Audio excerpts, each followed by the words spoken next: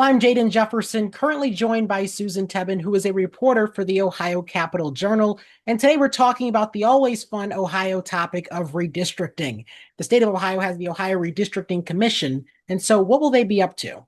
Yeah, so we're going to have to redo something that has been a process that we've gone through for the last 3 years, but just one this time. So before we were having to decide every 10 years, you have to decide the congressional maps, which is the voting maps that everybody has their districts and their district representatives are decided on this map. And then you have the legislative maps, which is the state legislature. So this time we're going to be doing the congressional maps because the last two maps did not have bipartisan support, and under the rules that we have in the state, the maps have to have bipartisan support to last 10 years. Since they didn't have that, we have to start all over again. And these are maps, this last map and the map before it, both congressional maps, were struck down by the Ohio Supreme Court as unduly partisan. However, the second map has been able to just stand. We used it in the last election, and we're going forward. So now we're some advocates who were thinking about who had filed a lawsuit against it decided that, because this was coming up again, we'll drop the lawsuit and we'll see what happens with this next congressional map, and try again. Democrats and even Ohio Governor Mike DeWine have acknowledged that Ohio's redistricting process has its imperfections. It's not the ideal system, certainly isn't the model that the country wants to follow. Other states have figured it out better, Iowa, for example, where this is a more stable system. But just in terms of what the issues were with those congressional maps in particular, was it just the fact that those districts leaned too Republican? For the Ohio Supreme Court, yeah, it was. It was the fact that the ratios, when we're talking about how much Republican, how much Democrat, that these maps leaned. Yes, the Ohio Supreme Court said these lean too far Republican based on the voter trends that we've seen in the state over the past 10 years. Yeah, in the Ohio Ninth Congressional District in particular, last election really a toss-up because you had just this really balanced mix of both rural and urban areas included in that district. Going into this process, what are your expectations in terms of what could be happening to the Ninth Congressional District?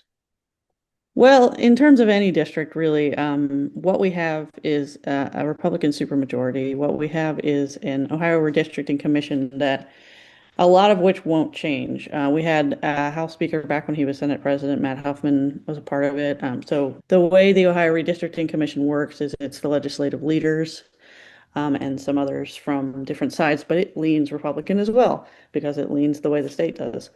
So you're going to have a lot of the same voices and a lot of the same ideas for this. So advocates are not expecting a lot of difference in terms of what we see when it comes to these maps because there's not a lot of motivation to change because we have the same people and the same people want the same sort of layout of the state, and they believe that the layout of the state is predominantly Republican in this way. Whether or not we agree on what the percentages are, they believe this Republican lean is the way it should go. So not expecting a whole lot of change in any district, really.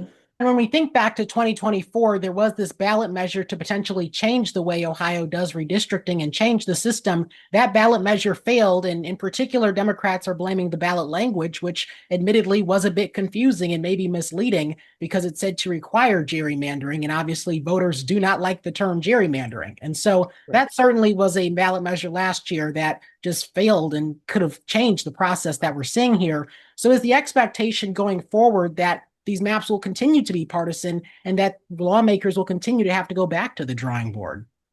Yeah, for advocates and people I've talked to, that is the expectation. Yeah, so like you're talking about the voting measure that was on would have changed it completely. Would have taken out the Ohio Redistricting Commission as we know it here.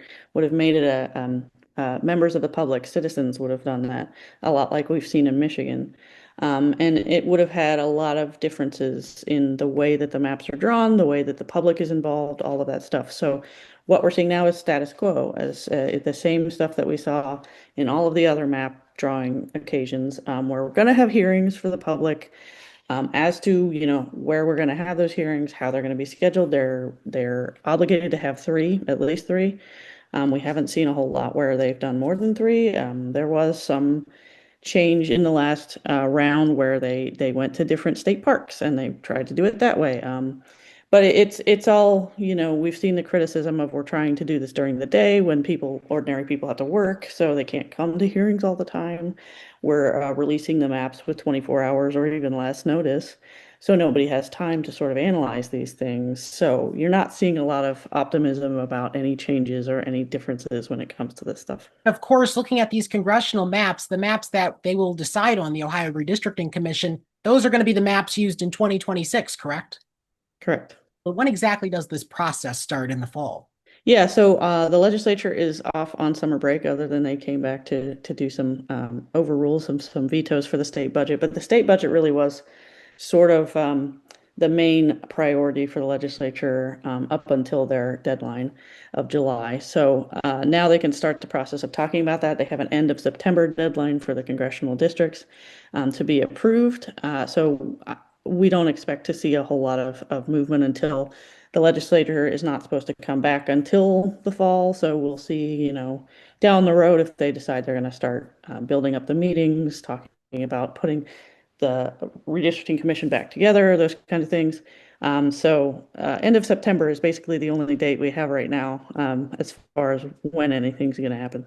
We cannot forget the state, house, and Senate maps as well that have to be changed. Are there any particular concerns that members of either the House or Senate have brought up in terms of the redistricting process or have been publicly open about? Not particularly. Like I said, everybody's been kind of focused on the budget and what was happening there. So they haven't had a lot of time to discuss that at this point. But the concerns all seem to be largely the same.